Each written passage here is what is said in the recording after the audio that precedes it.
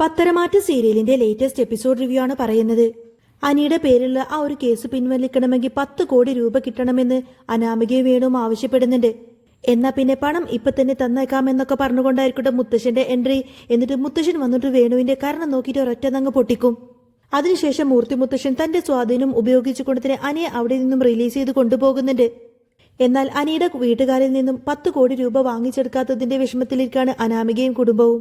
ഓ, ആ അനി ലോക്കപ്പിൽ കിടന്ന് നരകയാതന അനുഭവിക്കേണ്ടതായിരുന്നു. ഇവിടുത്തെ കളവൻ ഒരൊറ്റ ഒരുത്തം കാരണമാണ് അവൻ രക്ഷപ്പെട്ടു പോയത്.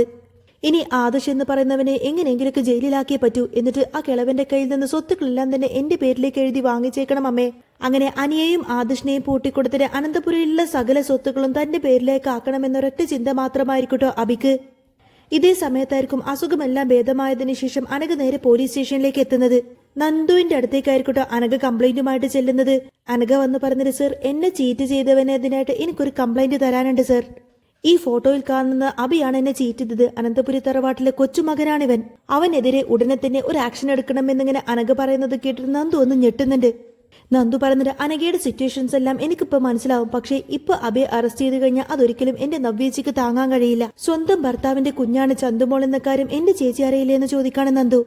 അപ്പോ അനഘ പറഞ്ഞത്, എന്താണെങ്കിലും ഒരു ദിവസം എല്ലാ സത്യങ്ങളും എല്ലാവരും അറിയണല്ലോ മാഡം. അതുകൊണ്ട് ഈ സത്യം നേരത്തെ തന്നെ നവ്യ അറിയുന്നതാ നല്ലത്. ഈ കാര്യത്തിൽ യാതൊരുവിധ കോംപ്രമൈസിനും ഞാനില്ല സർ. ഈ കേസ് താങ്കൾ ഏറ്റെടുത്തില്ലെങ്കിൽ പിന്നെ ഞാൻ CIയെ ചെന്ന് കാണുമെന്നൊക്കെ പറയാണ് അനഘ.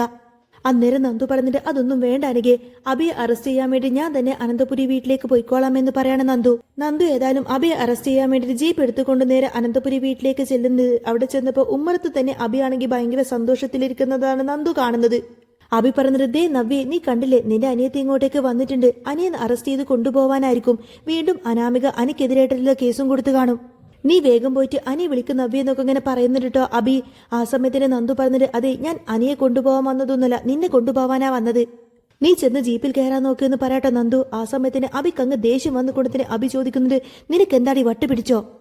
അത് കേൾക്കുന്ന സമയത്തിന് അബിക്ക് അങ്ങ് ദേഷ്യം വന്നിട്ട് അബി ഇങ്ങനെ നോക്കുന്ന സമയത്തിന് നവ്യ ചോദിക്കുന്നുണ്ട്, നിനക്ക് എന്താടി വട്ട് പിടിച്ചോ? നീ എന്തിനാ ഒരു തെറ്റും ചെയ്യാത്ത എന്റെ ഭർത്താവിനെ എവിടെ നിന്നും അറസ്റ്റ് ചെയ്ത് കൊണ്ടുപോകുന്നത്? നന്ദു പറഞ്ഞിട്ട്, അതൊക്കെ ചേച്ചിക്ക് പിന്നീട് മനസ്സിലായിക്കോളും. അനഘ ഏതായാലും അബിക്കെതിരായിട്ട് ഒരു കംപ്ലൈന്റ് തന്നിട്ടുണ്ട്. ഇപ്പൊ തൽക്കാലം ഞാൻ ഇവനെ അങ്ങ് എടുക്കുക എന്നൊക്കെ പറഞ്ഞ് നന്ദു ഏതായാലും അബിയെ പിടിച്ചു വലിച്ചുകൊണ്ട് നേരെ ജീപ്പിലേക്ക് കയറ്റി കൊണ്ടുപോകുന്നുണ്ട്.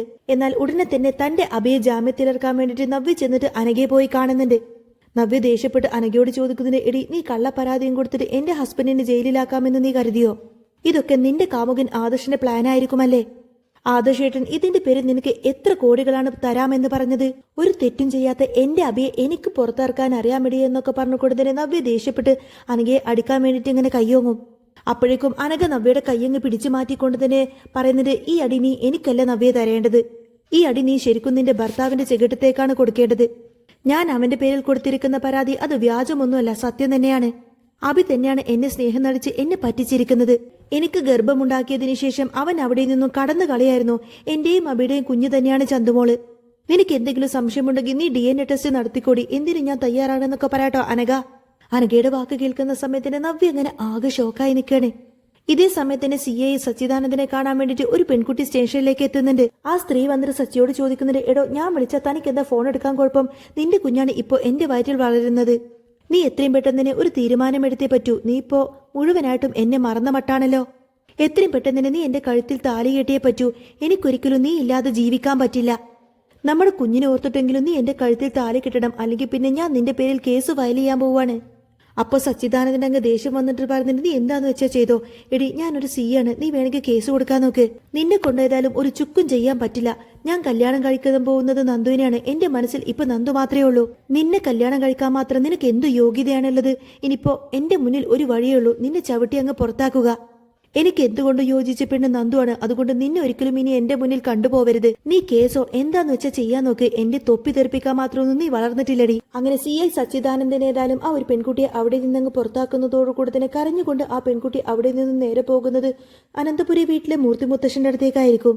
മൂർത്തി സാറേ, ഞാൻ ആകെ പെട്ടിരിക്കാണ്. ഇനിയിപ്പോ എന്നെ രക്ഷിക്കാൻ മൂർത്തി സാറിന് മാത്രമേ സാധിക്കുള്ളൂ. ഈ നാട്ടിലെ CI ആണ് എന്നെ ചതിച്ചിരിക്കുന്നത്. എന്റെ വയറ്റിൽ ഇപ്പോൾ അവന്റെ കുഞ്ഞു വളരുന്നുണ്ട്. ഇത്ര കാലം അവൻ എന്നോട് പ്രണയം നടിച്ച് എന്നെ വഞ്ചിക്കുമായിരുന്നു.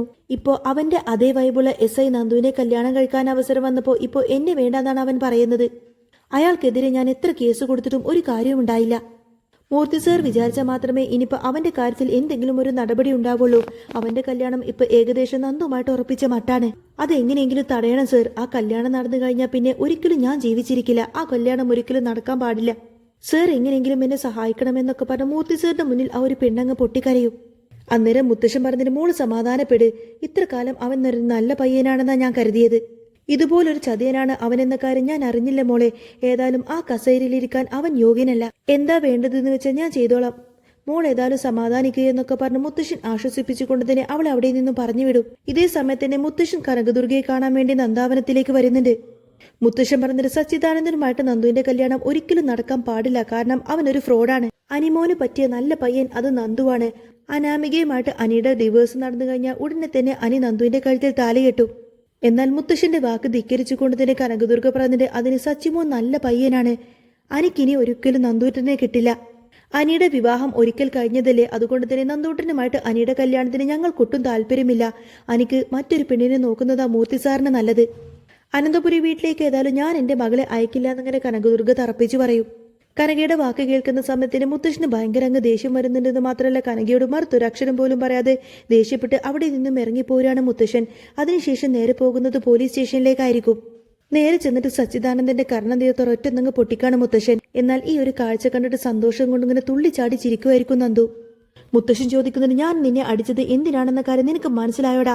ഒരു പാവം പെൺകുട്ടിയുടെ ജീവിതം വെച്ചിട്ടാണ് നീ കളിച്ചത്. നീ ഒരിക്കലും ഈ സ്ഥാനത്തിരിക്കേണ്ടവനൊന്നുമല്ല. നീ ഇനി ഈ സ്റ്റേഷനിൽ നിന്നല്ല ഒരു സ്റ്റേഷനിൽ നീ ഇനി ജോലി ചെയ്യില്ല. നിന്നെ ഡിപ്പാർട്ട്മെന്റിൽ നിന്നും ഡിസ്മിസ് ചെയ്യാനുള്ള എല്ലാ കാര്യങ്ങളും ചെയ്തു വെച്ചിട്ട് തന്നെയാണ് ഞാൻ ഇങ്ങോട്ടേക്ക് വന്നിരിക്കുന്നത്. നിന്നെ അറസ്റ്റ് ചെയ്യാൻ ഉടനെ തന്നെ പോലീസുകാർ ഇങ്ങോട്ടേക്ക് വരും. നീ ചതിച്ച പെൺകുട്ടിയെ കൊണ്ട് തന്നെയാണ് നിനക്കെതിരായിട്ട് ഞാൻ കേസ് കൊടുത്തിരിക്കുന്നത്. എന്നാൽ മുത്തശ്ശന്റെ ഈ ഒരു വാക്കെല്ലാം കേട്ടുകൊണ്ട് തന്നെ സച്ചിദാനന്ദൻ ആകെ തകർന്നടിഞ്ഞു പോവാണ്. അങ്ങനെ പോലീസുകാർ വന്നിട്ട് സച്ചിദാനന്ദനെ അറസ്റ്റ് ചെയ്യുന്നുണ്ട് എന്ന് മാത്രമല്ല കേസിന്റെ ഭാഗമായിട്ട് സച്ചിനെ അറസ്റ്റ് ചെയ്തിരിക്കുകയാണ് നന്ദു. ഇതറിഞ്ഞുകൊടുത്തിട്ട് അനി ഏതായാലും സച്ചിദാനന്ദനെ കാണാൻ വേണ്ടി ലോക്കപ്പിലേക്ക് വരുന്നുണ്ട്. എന്നെ ഒരിക്കൽ ഇതുപോലെ അറസ്റ്റ് ചെയ്തപ്പോൾ നീ ഒരുപാടധികം സന്തോഷിച്ചില്ലേ? ഏതായാലും എനിക്കിപ്പോ സന്തോഷമായി. നിനക്കിപ്പോ അതേ അവസ്ഥ വന്നില്ലേടാ? അപ്പൊ സച്ചിദാനന്ദൻ അങ്ങ് ദേഷ്യം വന്നു കൊടുത്തിട്ട് പറഞ്ഞിട്ട് എടാ പോടാ എന്നൊന്നും എന്നെ വിളിക്കാൻ പറ്റില്ല. ഞാനൊരു CI ആണ്. ആ ഒരു റെസ്പെക്റ്റോടുകൂടെ തന്നെ എന്നെ സർ എന്ന് വിളിക്കണമെന്ന് പറയും. അപ്പൊ അനി കളിയാക്കി ചോദിക്കുന്നുണ്ട് സാറോ നിന്നെയോ അങ്ങനെയൊന്നും വിളിക്കില്ല. എടാ നീ ഇപ്പൊ ചീറ്റിംഗ് കേസിലെ പ്രതിയാണടാ. ഈ സ്റ്റേഷനിലേതായാലും നിനക്കിനി യാതൊരു വിലയും ഉണ്ടാവില്ല. ഇനി ഉടനെ തന്നെ പുതിയ CI ചാർജ് എടുക്കുമെന്ന് അറിയാൻ കഴിഞ്ഞത് ഞാൻ അയാളെ പോയിട്ട് CI എന്ന് വിളിച്ചോളാം. ഇനി ഏതായാലും നീ വിചാരിച്ചാലും ഞാനും നന്ദുവും തമ്മിലുള്ള ബന്ധം അതൊരിക്കലും തകർക്കാനൊന്നും നിന്നെ കൊണ്ട് കഴിയില്ലടാ.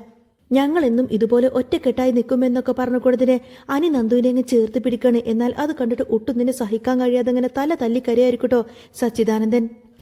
ഈ കാര്യമെല്ലാം മനസ്സിലാക്കിയതിനു ശേഷം നയന നന്ദാവനത്തിലേക്ക് ചെന്നുകൊണ്ട് തന്നെ കനകദുർഗയോട് പറയുന്നത് CI സച്ചിദാനന്ദൻ ഇനി വെറും സച്ചിദാനന്ദനാണ് അമ്മേ. അതുകൊണ്ട് തന്നെ നന്ദുവിന് ഒരിക്കലും അയാൾ ചേരില്ല. അപ്പൊ കനകദുർഗ പറഞ്ഞത് എനിക്കതൊരിക്കലും വിശ്വസിക്കാൻ കഴിയുന്നില്ല മോളെ. കാരണം എത്ര നന്നായിട്ടാണ് അയാൾ നമുക്ക് മുന്നിലെല്ലാം അഭിനയിച്ചത്. ആ കള്ളനെ ഞാൻ ഏതായാലും ലോക്കപ്പിൽ പോയിട്ട് നേരിട്ടൊന്ന് കാണുന്നുണ്ട്. അവനങ്ങനെ വെറുതെ വിടാനൊന്നും പറ്റില്ലല്ലോ. ഇതേ സമയത്ത് തന്നെ കാണിക്കുന്നത് ജാനകിയാണ്. അനാമിക മോളെ തിരികെ വീട്ടിലേക്ക് എന്നെ കൂട്ടിക്കൊണ്ടുവരാൻ വേണ്ടിയിട്ട് ജാനകി നേരെ അനാമികയുടെ വീട്ടിലേക്ക് പുറപ്പെടുകയാണ്. ഇതും കണ്ടോണ്ട് വരുന്ന അജയന് ദേഷ്യം വന്നിട്ട് ജാനകിയുടെ കർണം തീർത്തൊന്ന് പൊട്ടിക്കും. നിനക്ക് എന്താടി എത്ര പറഞ്ഞാലും മനസ്സിലാവില്ലേ? നമ്മുടെ മകനെ ലോക്കപ്പിൽ കയറ്റിയവളാണ് ആ അനാമിക എന്ന് പറയുന്നവള്. എന്നിട്ട് വീണ്ടും അവളെ ഇങ്ങോട്ടേക്ക് തന്നെ വിളിച്ചോണ്ട് വരാൻ പോവാണോ നീ എങ്ങാനും ഈ വീട്ടിൽ നിന്ന് പുറത്തു പോയാൽ പിന്നെ നിന്നെ ഒരിക്കലും ഈ പടി ചവിട്ടാൻ ഞാൻ സമ്മതിക്കില്ലടി. ഇന്നത്തോടു കൂടി തന്നെ നീയുമായിട്ടുള്ള എല്ലാ ബന്ധവും ഞാൻ അവസാനിപ്പിക്കും. പിന്നീട് ഒരിക്കലും നീ എന്റെ ഭാര്യയായിട്ട് തുടരില്ല. എന്നാൽ അജയന്റെ ഭീഷണിയെല്ലാം കേട്ട് പേടിച്ചു കൊണ്ടുതന്നെ ജാനകി പിന്നെ ഒന്നും മിണ്ടാതെ അകത്തേക്ക് കയറി പോവും. അങ്ങനെ CI കൊണ്ടും അനാമികയെ കൊണ്ടുള്ള ശല്യം ഏതായാലും മുത്തശ്ശൻ തീർത്തു തന്നിട്ടുണ്ട്. ഇനി ഏതായാലും നമ്മുടെ കാര്യം അധികം അങ്ങ് വെച്ച് താമസിപ്പിക്കേണ്ട എന്നൊക്കെ പറയട്ടോ അനി നന്ദുവിനോട്. അപ്പൊ നന്ദു പറഞ്ഞിട്ട് അതിനൊരിക്കലും നിന്റെ അമ്മ സമ്മതിക്കില്ലല്ലോ. എന്നെ ഒരിക്കലും അനന്തപുരി തറവാട്ടിലേക്ക് കാല് കുത്താൻ സമ്മതിക്കില്ല എന്നല്ലേ നിന്റെ അമ്മ പറഞ്ഞിരിക്കുന്നത്. അന്നേരം അനി ചോദിക്കുന്നത് അതിനിപ്പോ ആർക്ക് വേണം അമ്മയുടെ സമ്മതമൊക്കെ? അല്ലെങ്കിലും അമ്മയുടെ സമ്മതം കിട്ടിയിട്ടാണ് ഞാൻ നിന്നെ സ്നേഹിച്ചത്. ആരും അറിയാതെ നമുക്ക് ഒളിച്ചോടി കല്യാണം കഴിക്കാൻ നന്ദു. എന്നിട്ട് ഒരു രജിസ്റ്റർ ഓഫീസിൽ പോയിട്ട് മാലയിടാം.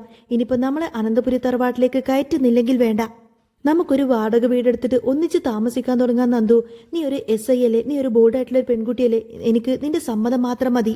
നന്ദു പറഞ്ഞിട്ട് നിന്നെ കല്യാണം കഴിക്കാൻ എനിക്ക് 100 വട്ടം സമ്മതമാണടാ. നേർവഴിക്ക് നമ്മൾ രണ്ടുപേരും കല്യാണം കഴിക്കാൻ വേണ്ടിയിട്ട് എന്റെ അമ്മയും നിന്റെ അമ്മയും ഒരിക്കലും സമ്മതിക്കില്ലല്ലോ. അതുകൊണ്ട് ഒളിച്ചോടിയിട്ടാണെങ്കിൽ അങ്ങനെ. ഇനിയിപ്പോൾ എന്ത് തന്നെയായാലും എനിക്കൊരിക്കലും നിന്നെ നഷ്ടപ്പെടുത്താൻ കഴിയില്ല. എനിക്ക് എങ്ങനെയെങ്കിലും നിന്റെ ഭാര്യയായാൽ മാത്രം മതി എന്ന് പറയും നന്ദു. നീ പറയുന്നത് പോലെ എന്തു ചെയ്യാൻ ഞാൻ റെഡിയാണ്. അതുകൊണ്ടുള്ള അതിനുള്ള ഏർപ്പാടൊക്കെ ചെയ്തോളാൻ നന്ദു സമ്മതം കൊടുക്കണം എനിക്ക്. നന്ദുവിന്റെ സമ്മതം കേട്ടുകൊണ്ട് തന്നെ അനി സന്തോഷത്തിൽ ഇങ്ങനെ തുള്ളിച്ചാടാണ്. പിന്നീട് കാണിക്കുന്നത് നവ്യയായിരിക്കും. അബിയെ കാണാൻ വേണ്ടിട്ട് സ്റ്റേഷനിലേക്ക് എത്താണ് നവ്യ. നവ്യയെ കാണുന്ന സമയത്തിന് അബി ചോദിക്കുന്നുണ്ട്, അയ്യോ നവ്യ, നീ എന്താ ഇത്ര മാത്രം ലേറ്റ് ആയത്? ആ അനഘ എന്ന് പറയുന്ന കള്ളി അവൾ എനിക്കെതിരെ കള്ളക്കേസ് കൊടുത്തതാണ്. അവൾ ആദർശേട്ടന്റെ കയ്യിൽ നിന്ന് കോടികൾ തട്ടിയെടുത്തതിന് ശേഷമാണ് എന്നെ കള്ളക്കേസിൽ കുടുക്കിയിട്ട് അകത്താക്കിയിട്ടുള്ളത്. അതുകൊണ്ട് നീ നല്ലോണം പൈസ കൊടുത്തിട്ടാണെങ്കിലും നല്ലൊരു വക്കീലിനെ ഏർപ്പാടാക്കണം. അപ്പൊ നവ്യ പറഞ്ഞത്, എടാ നീ എങ്ങാനും ലോക്കപ്പിൽ നിന്ന് പുറത്തിറങ്ങിക്കഴിഞ്ഞാൽ പിന്നെ എന്റെ കൈ കൊണ്ടായിരിക്കും നിന്റെ മരണം. എല്ലാ സത്യങ്ങളും അറിഞ്ഞിട്ട് തന്നെയാണ് ഞാൻ ഇങ്ങോട്ടേക്ക് വന്നിരിക്കുന്നത്. പാവം ആദർശേട്ടൻ യാതൊരു തെറ്റും ചെയ്യാതെ എത്രമാത്രം പഴി കേട്ടു. ആ ഒരു പേര് ഉച്ചരിക്കാൻ പോലും നിനക്ക് യാതൊരു യോഗ്യതയുമില്ല. ഞാനിപ്പോൾ ഇങ്ങോട്ടേക്ക് വന്നിരിക്കുന്നത് നിന്നെ ഒരിക്കലും പുറത്തിറക്കാനല്ല, നിന്നെ ആജീവനാന്തം അകത്ത് തന്നെ അങ്ങ് കിടത്താൻ വേണ്ടിയിട്ടാണ്. അനഘ കൊടുത്തിരിക്കുന്ന പരാതി കൂടാതെ ഇപ്പം നിന്റെ പേരിൽ ഞാനൊരു കംപ്ലൈന്റ് കൂടെ രജിസ്റ്റർ ചെയ്യാൻ പോവാണ്.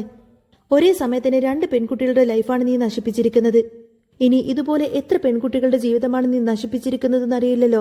അതുകൊണ്ട് നീ ഏതായാലും ഇനി പുറം ലോകം കാണില്ലടാ. എന്റെ കൂടെ ഒരാളും കൂടി വന്നിട്ടുണ്ട്, അനഘയെ നീ അകത്തേക്ക് വാ എന്നൊക്കെ പറഞ്ഞ് അനഘയെ അങ്ങോട്ടേക്ക് വിളിപ്പിക്കാണ് നവ്യ.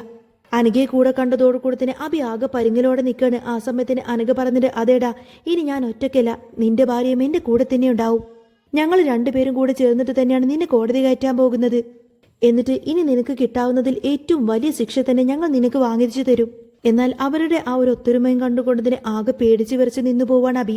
എടാ ഇനി ഏതായാലും ജീവിതകാലം മുഴുവൻ നീ ഈ അഴിക്കുള്ളിൽ അങ്ങ് ജീവിച്ചാൽ മതി. നീ എങ്ങാനും പുറത്തിറങ്ങിക്കഴിഞ്ഞാൽ പിന്നെ മറ്റു പെൺകുട്ടികളുടെ ജീവിതം പോലും നീ നശിപ്പിക്കില്ലേ. അതുകൊണ്ട് കാലാകാലം നീ അകത്ത് കിടന്നാൽ മതി.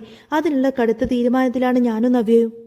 ഞങ്ങൾ 2 പേരും ഏതായാലും ഇനി നിന്റെ സ്ഥാനത്ത് അനന്തപുരിയിൽ ഉണ്ടാവും. നിനക്കിനി അവിടെ യാതൊരുവിധ സ്ഥാനവുമില്ല എന്നൊക്കെ പറഞ്ഞ് നവ്യ അനഘയും കൂട്ടി നേരെ അനന്തപുരി വീട്ടിലേക്ക് പോകുന്നുണ്ട്. അങ്ങനെ നവ്യയും കൂടെ കൈയൊഴിഞ്ഞതോടുകൂടെ തന്നെ അബിയുടെ ജീവിതം ആകെ അവതാളത്തിലാവുന്നതും കാണിച്ചുകൊണ്ടാണ് കേട്ടോ എപ്പിസോഡ് പൂർണ്ണമാവുന്നത്. അപ്പോൾ നിങ്ങൾക്ക് ഈ ഒരു ചാനൽ ഇഷ്ടമാവുകയാണെങ്കിൽ സബ്സ്ക്രൈബ് ചെയ്യാനും സപ്പോർട്ട് ചെയ്യാനൊന്നും മറക്കല്ലേ.